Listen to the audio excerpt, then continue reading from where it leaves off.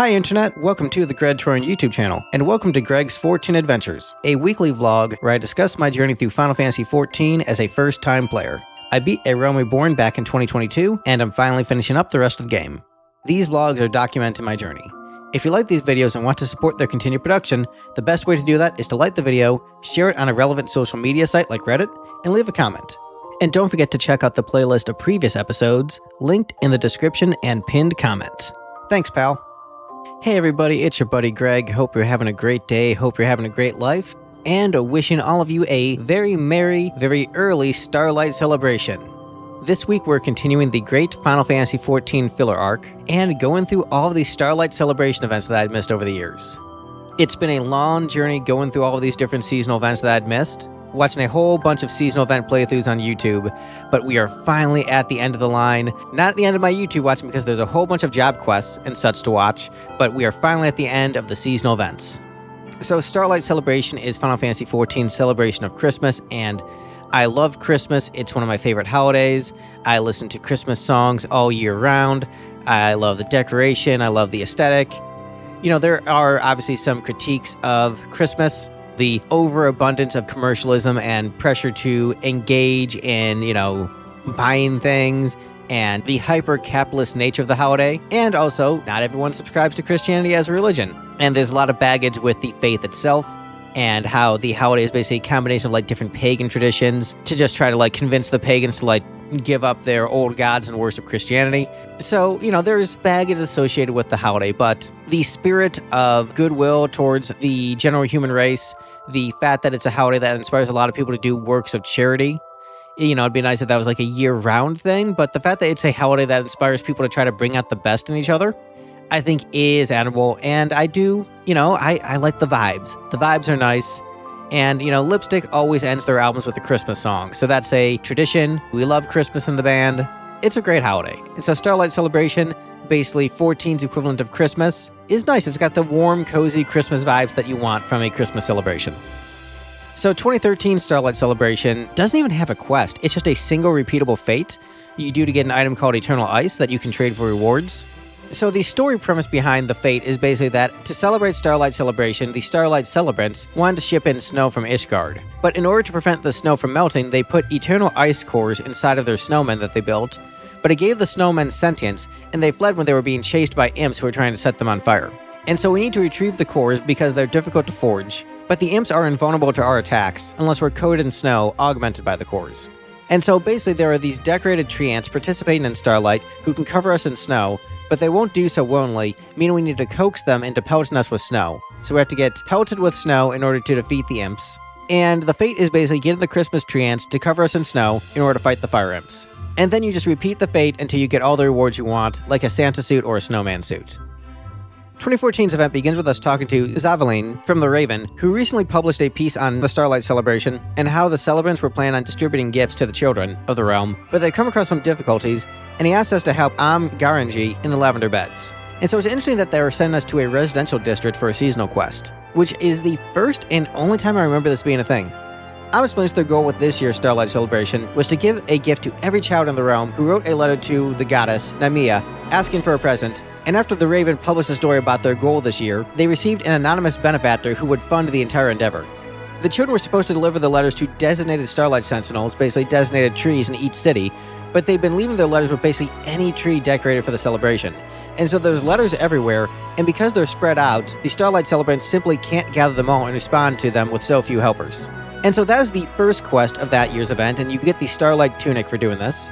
And so seasonal events used to be multiple quests, but it seems like in the recent years they've decided to make them one quest just to sort of trim things down and make things more streamlined.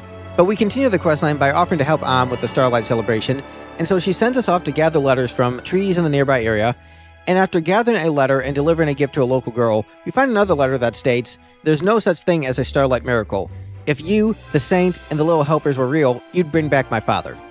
And so we're determined to put a smile on every child's face for Starlight Celebration, so Am says she'll look into it while we go and continue to help with the celebration in different residential districts. And so you go to the 3 residential districts, gather letters from trees, and distribute the presents to the kids. And it's a repeatable daily quest which you can farm for reward currency, but after you do all 3 of the residential district quests, a new quest opens up in the Lavender Beds. Amma's tracked down Timothy, the child who lost their father, and she asks us to go and talk with him. And so we go and talk with Timothy, who tells us he wrote the letter and says the saint, the goddess, Starlight helpers, etc., they're all liars, and says if they want to give him a gift, then to bring back his father. He has nothing to remember his father by, even the bracelets his father crafted for him, which I assume is what we're going to give him. And so Timothy runs off, and we talk with his mother, and she explains that during the calamity they lost everything, including their home and her husband. They fled to Gridania for a new life, but during the journey, Timothy lost his bracelets when they were attacked by beasts on the road. We ask her where they were dropped, and she knows the general area but not the exact location. And so we see Godbert watching from afar, meaning that he is the mysterious benefactor, and I'm like, okay, that's based Godbert. Godbert wants to be Santa Claus? Yeah, that's pretty awesome. Just like the Ringo song? Hell yeah. I've actually been Santa Claus a number of years for like different public events, like I've been dressed as Santa. And if there was like one of those movies where Santa retires and they're like, I need you to be the new Santa and like this is your job now for the next 500 years, I would take that gig. I would love to be Santa, that'd be dope. Who doesn't love spreading joy to kids? But anyway, we go to the central shroud looking for the bracelets, and Godbert gives them to us after fixing them up. There's this entire thing throughout these quests where Godbert pretends he's not Godbert. It's like, oh, I'm just the Saint of Nemea. But like it's Godbert. And so even though in the quest they'll refer to him as like the Starlight Saint and stuff like that, I'm just going to call him Godbert for the sake of making this easier on me. But anyway, we go back to Timothy and give him the bracelets, but he says they look different than the ones his father made, but we explain a man with a white beard found them and fixed them. His father always wanted to make bungles like that, but wasn't a skilled enough goldsmith, so it makes the child believe that we met with the Saint of Nemea, and, it makes sense because Godbert, being a master goldsmith, was able to fix them up. So, lore consistency there. After we lift the boy's spirits, we report to Am, and she tells us that when she was younger, she encountered a white-haired individual who gave her a gift, and it inspired her to bring joy to others, and she wonders if the same man who fixed up the bracelets was the Saint of Nemea himself. And so it is a very cute Christmas quest, and your reward is the Starlight Sugarloaf hat. The video for 2015's event that I watched began with Mithri, the guy whose video I was watching, offering anybody who was alone on Christmas to email him or Skype him if they wanted to chat, and honestly, that shows being a really cool person, and I respect that. I've done similar things in the past, and I'm currently doing that in a way with somebody where I don't want to get into the details out of respect for privacy, but this immediately told me a lot about his character. In general, I focused more on discussing the events themselves rather than the videos or the people putting out the videos, but the personalities of the players uploading these events is part of the journey, and that is part of Greg's 14 Adventures, the interactions with the community and the people you encounter, even parasocially. And so, yeah, I thought that was really cool. I respected that a lot. Me3 doesn't really seem like their channel is active anymore, but maybe I should shoot Me3 a message and chat, just say hi sometime. But anyway, so the event this year begins with talking with Colas, a reporter for the Harbor Herald, who describes the paper as Limsa's premier gazette. And so that leads me to another band anecdote. While Steve made fun of me for not knowing the word ostensibly, Steve was unfamiliar with the word premier without an E at the end. Because for some promo materials, I called Lipstick Nashville's premier rock band in some promo stuff, and he said he was pretty sure there were other glam bands before us in Nashville back in the 80s. And I had to explain to him that there was the other definition of the word when it was spelled differently. And so that's kind of an amusing anecdote.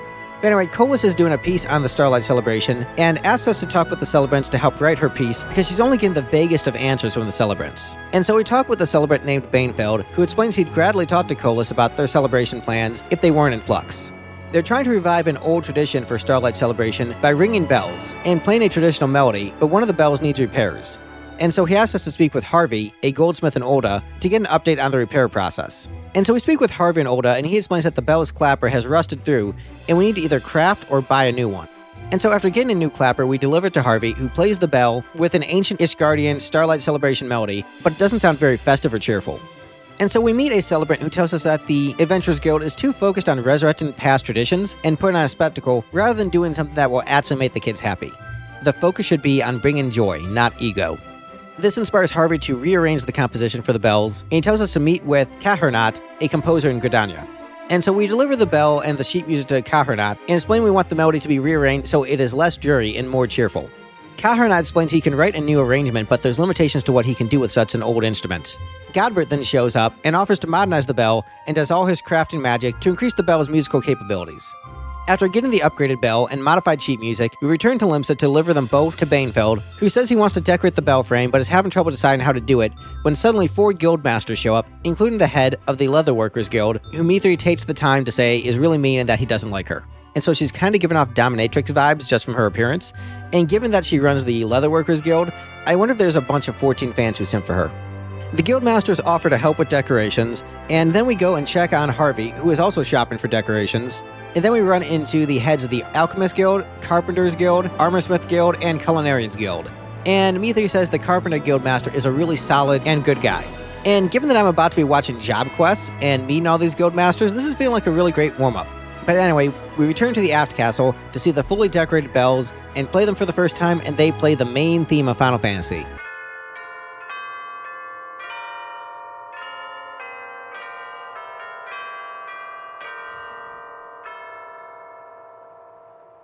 Godbert watches from a distance, satisfied that joy has been brought to the children of the realm, and he's standing next to the celebrant from earlier, the one who told us to modernize and focus on bringing joy, and I realized, oh, that was Julian.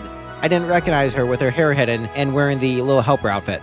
And after ringing the bells and bringing joy to the realm, Banefeld promises to give a full interview to Colas, and we are rewarded with reindeer gloves, hooves, and a reindeer headband.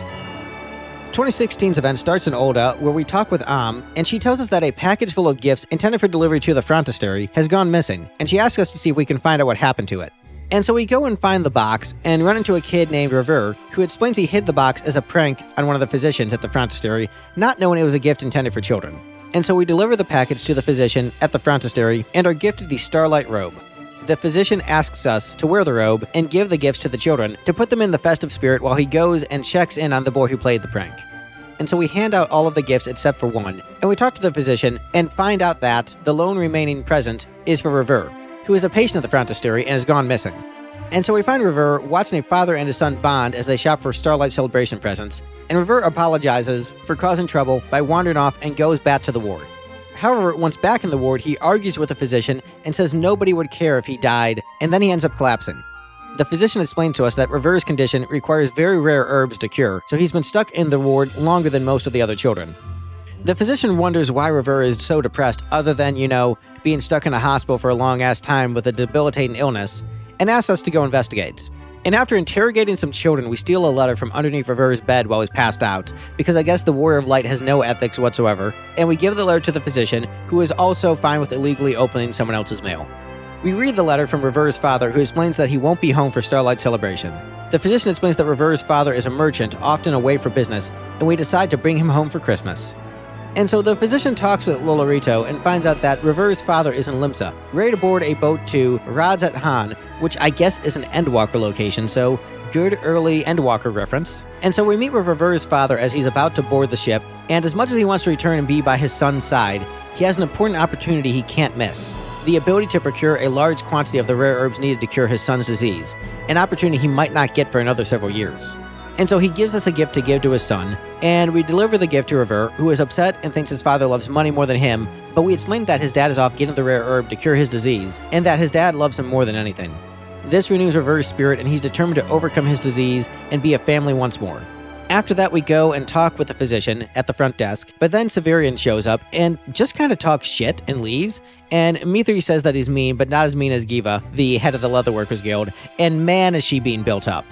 And after that, the physician finally tells us his name, Damelot, and tells us their backstory about how their parents used to run the Frontistery, and that they were a patient here, and they remember an adventurer like us who helped them when they were sick, which I believe is referencing the 1.0 Alchemist storyline, which will be coming up on my watch list. And then the questline is complete, we get an orchestration roll, and a new daily quest opens up. And so Mithri didn't do those daily quests in his video, so I looked up a video from Harmonia to watch the daily quest. And basically, Damelot asked us to tell the children in the ward of our adventures, and based on what story you chose to tell the children, when you go to sleep that evening, you'll be visited by different NPCs in your dreams, who basically all say they'll leave you a present under the tree when you wake up. And so it's cute seeing the different characters in Christmas outfits. It's nice to see Ida and Papolimo together again, cry, and also Alpino, the Reddit atheist. Also, I think that Tataru is officially my favorite scion. Love Tataru. But yeah, when you wake up from the dream, you find a gift under the tree, and when you talk to Damelot, he explains the children wanted to surprise you with a gift. Though Damelot thinks the spirit of the spinner might have sought to repay us herself too. with a little bit of holiday magic. It's a cute end to the quest. This was another good one. Very good quest. 2017's event began with me 3 wearing a really awesome fit in Gridania, and immediately I see a bear in a Santa outfit standing next to and there's bears in the thumbnail for the quest, so I know that this is going to be incredibly awesome, and oh my god, the bear is clapping. And so explains that somebody is stealing Starlight celebration decorations and asks us to help investigate. And so we go and meet with Banefeld in Bent Branch Meadows to discuss the thefts, and oh my god, there are more bears in Santa outfits. And the bear roars, and Banefeld can speak bear, and this is awesome. Okay, focus, Greg. All right, so Banefeld says the kids in the meadows are upset that the decorations have been stolen, but Banefeld has a plan to bring a big smile to the kids' faces. Banefeld explains that the bears are trained to lob starbursts, basically little Christmas fireworks, except they don't hurt at all, so they're more spectacle than fire. And then one of the bears throws a starburst at the Warrior of Light, and I am loving every second of this. And then we have to choose between the 3 bears to ride, Polaris, Kochab, and Pefcat, and we get to ride a bear. And I already bought a bear mount in the 14 store, but I'm tempted to buy another, the one in the Santa outfit, because it is a bear in a Santa outfit. And so you choose which bear to ride, and me 3 chose Kochab, and the caption reads, "This bear is just right." This is already a 10 out of 10 quest, not 11 out of 10. You know what? 14 out of 10 for Final Fantasy XIV. Best quest ever. It's riding a bear. It's great. And so then you go around riding your bear, spreading Christmas cheer. Hell yeah, no complaints, this is awesome. And then when spreading cheer to a kid named Taft, they tell us they know who stole the decorations. And with that, we close out the first quest, and we get the next one, and the bear is singing a carol in the thumbnail. And so Taft explains a tree put the decorations on itself and then ran off. And Banefeld doesn't believe him because I guess he forgot that he's in the Black Shroud and that treants exist. And then Godbert shows up and says he witnessed not just one treant walk off with decorations, but a whole horde. And he would have stopped them himself, but he didn't want to damage the decorations by attacking. And so we decide the best solution is to throw starbursts at them so we can stun them without damaging the decorations. And so we do a fate with a bunch of bears, and this is a 100 out of 10 quest. Everyone's riding a bear, everyone's throwing the starburst, it's amazing. Perfection. And then after recovering the presents, Taft is overjoyed. We seem to gain the ability to speak bear, and fuck, this quest is so awesome, dude. Goddamn. And Banefeld says that they might need help recovering more decorations, so basically you can do the fate again. So, yeah. 10 out of 10, amazing. We get the bear mount as a reward, so I might not have explained that quest very well, but basically, the kids are upset that decorations were stolen, so we spread joy to the kids by riding a freaking bear, because that would spread joy to me. And then we find out that treants stole the decorations, so then we get them back. But there's still more decorations to get back. That's the quest, and there's bears. It's amazing. Perfection. No notes. I think 14 peaked with this. 2018's event begins with us talking to and Gridania, as she explains that this year, for Starlight Celebration, they plan on incorporating a choir, singing traditional Isgardian songs, and that My Senta has volunteered to help secure a band of local musicians, but hasn't heard from her in quite some time, and she asks us to check on the status of the band. My Senta is someone who I mentioned not previously knowing when I watched the Hatch and Tide video, and now I realize that she's the merchant that hangs out in Gridania by the Aetheryte. We go and talk to My Senta, and she mentions the adventurer helping her in the past with helping her rescue the homunculi from the Bayer Trading Company, so I'm guessing that's some kind of side quest. And so she asks us to meet at the Leatherworkers Guild so we can talk in private. We talk with her, and she mentions being good friends with Giva, and she's about to explain what she uses the space for, but then immediately shifts the conversation, further building up the Leatherworker questline for me. Even if this plot point isn't resolved in that, Giva has so much build-up at this point. But anyway, the homunculi are used to singing Gridanian songs, which are implied to be very sexy, and aren't used to vocal arrangements of Isgardian pieces, and the sheet music basically requires a soprano, an alto, a tenor, and a bass. It's not the terminology that the game uses, but as a former choir kid, that's the terminology I'm going to use, so basically high female, high male, low male. There are some, male singers who can sing as an alto, and some female singers who can sing as a tenor, but, there's some crossover, but, that's the general template. And then at this point I realized that the homunculi is just a band name and that they aren't actual homunculi. I played too much Another Eden and made some assumptions. I looked them up, and I guess they're involved in the Moogle Mail questline, which is on my to-do list, so that'll be cool to see them in that. And so, while they figure out the singing situation and recruit other singers to help them, they want us to get a conductor's baton from the Carpenter's Guild and choir supplies from the Weaver's Guild. And so after getting the items, we meet with and inform her we're doing a choir, and we need her to sing. Then Banefeld shows up, and he gets recruited into the choir too. And so the choir is going to be Bainfeld, Mycenta, and Augustinel as the four-piece. So only one member of the homunculi is going to be singing. The other two members are going to be handing out presents to kids. And there's commentary about, how the other members of the homunculi promise they'll behave. And I wonder, what the hell am I going to be getting into with the Moogle Male questline? Are these guys going to be like the Boys to Men of the 14 world, except like a raunchier Boys to Men? Is that going to be their vibe? But anyway, we get recruited to be the choir conductor. And then we do a repeatable quest where you conduct the choir, and the difficulty of the song is based on which NPC you choose to talk to. And then you do a conducting minigame that looks pretty cool, but also kind of tricky. And I guess you can farm this to get currency for seasonal items. After you do it once, the final quest of the seasonal event opens up, where we talk with after the performance, and she's pleased with how it went. And she mentions how the other members of the homunculi are too focused on the mothers of the children they're handing out gifts to, rather than the children themselves. I'm like, okay, they're definitely a band. I guess I'm going to lol at that quest line. But yeah, we see the band talking to some kids and informing them that they're out of presents, and a little girl runs off, crying that she's been bad and doesn't deserve a gift. And so Godbert arrives with a present for the girl just a hair too late. And so Godbert wants to make sure the girl gets a gift, and so we go and try to find her. We eventually track her down, and she explains that her dad is a wood whaler who always works late, and that they were out at the stalls together earlier that day, and were spending time together, and she saw a flower hairpin that she wanted, and she asked her dad for it, and he said next time, and she got upset because she felt like there won't be a next time because she hardly ever sees him. So she said, "I hate you," and ran off. And so she went to see the concert by herself, and then when she asked for a gift, she thought she had been denied for being naughty. Mycenta shows up with a hairpin and gives it to the girl, and explains her dad bought it and had Mycenta set it aside so that he could give it to his daughter as a gift for Starlight celebration. And so the reason the dad said next time was because he had already bought it, and Mycenta tells her to go find her dad and thank him. And so Mycenta tries to act like she's just a cold businesswoman and did it all to get repeat customers, which I assume is something we'll get a little bit in that Moogle Male questline, but this shows deep down that she has a heart. And after that we go and report to that everything turned out okay, and we get a choir outfit as a reward. 2019's event begins in Gridania with looking at happy families gathering to see this year's Starlight Celebration concert when she notices a sad and lonely boy in the crowd. Now Lipanq is sad his father, Larenthrope, can't be there to celebrate Starlight Celebration. His father is a member of God's Quiver, and he assumes his dad is spending extra time at work due to dangerous missions, but all he wants to do is just spend the holidays with his dad. And so he wanders off, all sad and depressed, and tells us that the God's Quiver has had some of their members tasked with helping with the concert, and she wonders if this is the reason his dad is busy, and asks us to talk with Piers in the God's Quiver to see if this is the case. We go and talk to Piers, and of course, Larenthrope is in the concert as a singer, and is sneaking off to practice in secret to surprise his son, and is just claiming extra guard duty. And I'm like, yo dude, your kid wants to spend time with you, just spend time with your kid. That plot beat is kind of annoying, but I've also seen it happen in real life, and it's annoying there too. It's just a thing that people do.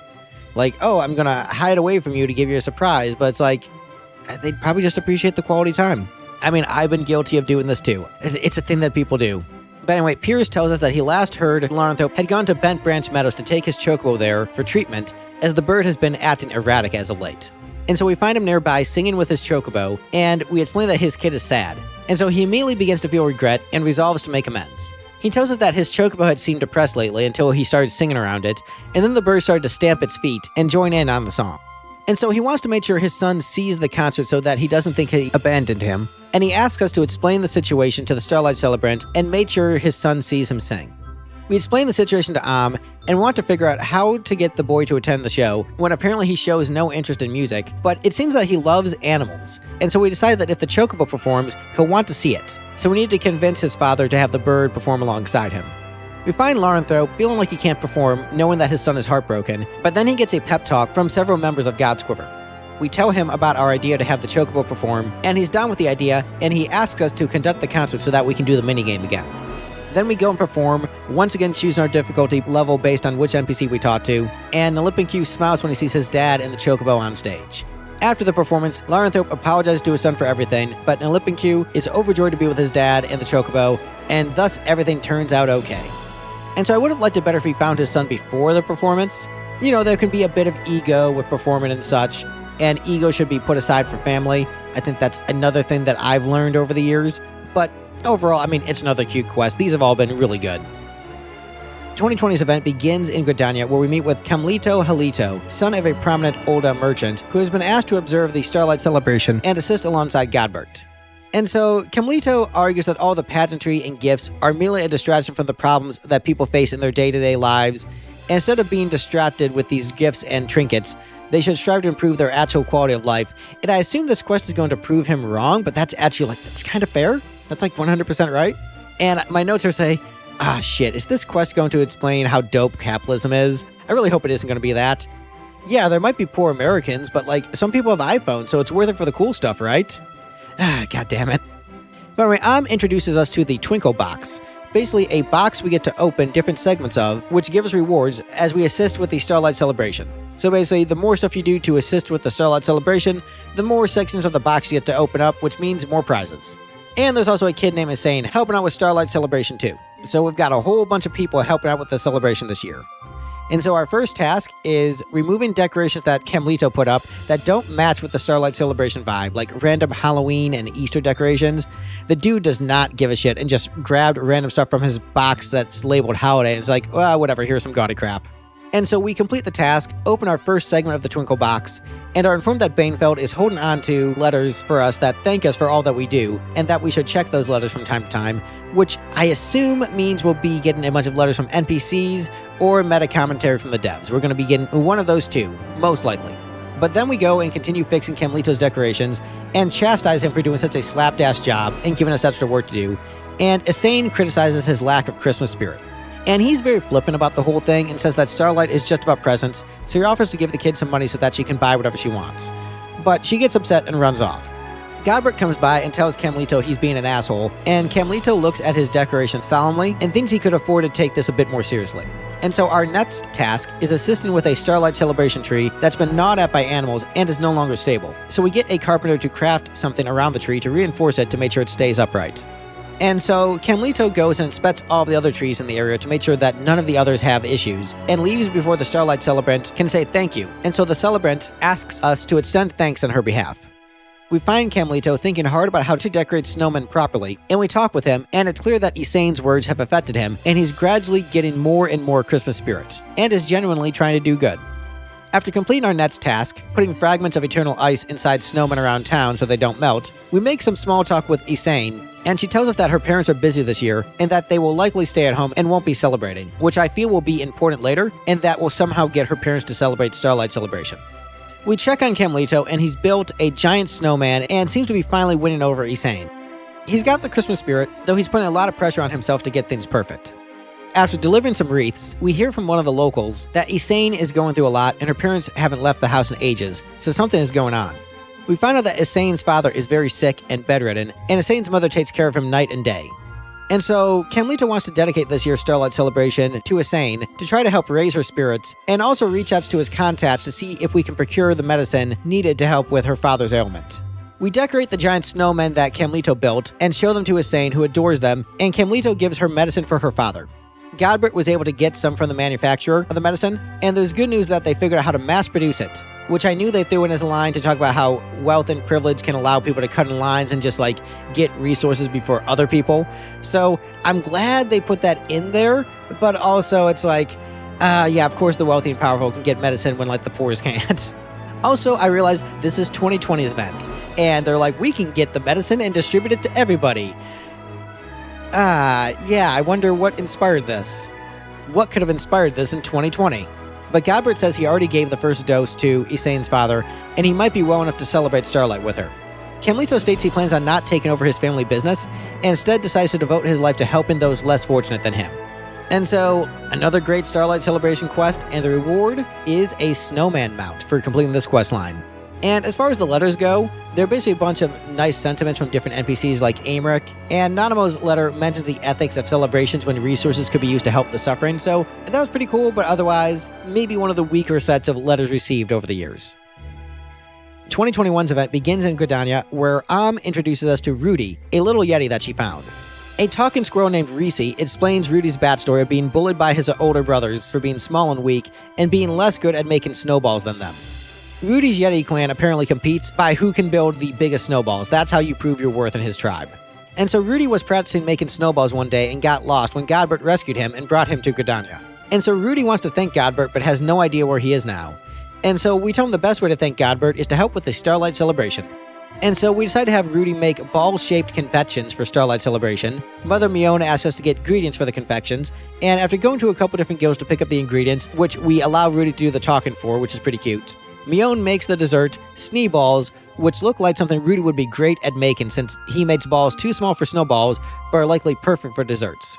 And after that, we go to Bent Branch Meadows to hand out desserts and presents to the children, but then Rudy's brothers show up to take him home and are upset by how easily he got captured by the humans. Rudy explains he wasn't captured by humans, and he tells his brothers that they made delicious snowball treats when they were together, and how he was able to light up children's faces when he gave them their presents. And he adds that while he may be small, he's proud of what he accomplished, and he won't let his brothers belittle him anymore. And all of this, of course, being translated by Risai. And so Rudy has his brothers try his sweets, and they like them and are proud of him for making the kids happy. And they say he's welcome to join their snowball fights and Yeti games anytime, and I'm like, oh, Rudy, Rudolph, don't I feel dumb for not getting this sooner? And Godbert watches in the distance, satisfied with how things have unfolded, and afterwards Rudy reads a letter from Godbert praising him for his work this Starlight Celebration. Rudy decides to go home to his family, and Am is sad that he's gone but is grateful for his happiness, and Am tells us Godbert wants to speak with us. And after completing that quest, we are rewarded with the Rudy and Nisai minions, and then there is a repeatable quest where you can walk around with Godbert around Gridania looking for inspiration for Starlight Celebration gifts. And there's a particularly funny bit about belts, which I guess used to be a thing in 1.0, and it's similar to the Warrior of Light, where people's memories go fuzzy whenever they think of belts and like everything goes white. And so that was pretty amusing. And there's another funny scene of Godbert working out at the Lancers Guild. But yeah, another really good Starlight seasonal event. And so when I'm looking at the totality of the seasonal events, I think that you probably got to give it to Starlight as number one. I think that the writing is consistently good every single year. The rewards are good every single year. There's interesting activities every single year. And, well, I think, like, maybe the highest highs of All Saints Wake are better than the highest highs of Starlight. I think the repetitious nature of All Saints Wake in a lot of those quests were, like, it's kind of the same format over and over again. The details change, but the format is, like, go investigate the Continental Circus and for their plans of bringing out the Night of Devilry is, like, what most of them boil down to being. You can't really do that with Starlight. And there's so much detail and warmth and heart. Yeah, I think in terms of writing, you have to give it to Starlight. I think Starlight has to be number one. But yeah, with that, I finally made it through the different seasonal events in Final Fantasy XIV. It has been a long journey, but I feel I got a lot out of watching these. I feel these were worth my time. I enjoyed the experience, and I hope that you were able to enjoy these vlogs. And I encourage you to, if you liked any particular event, go pull it up on YouTube and watch the event. I think there's a lot of magic in these seasonal events, and it's a shame that they're, essentially lost media. Like, if you miss it forever. But I'm glad that there are people who archived them, and I'm glad that I took the time to watch them, and I'm glad I took the time to share them with you. So thank you so much for watching. Be sure to do the liking, commenting, and subscribing. Next up, it's going to be me going through the different job quests, so look forward to that. And yeah, I'll see you in the next video. Bye, everyone.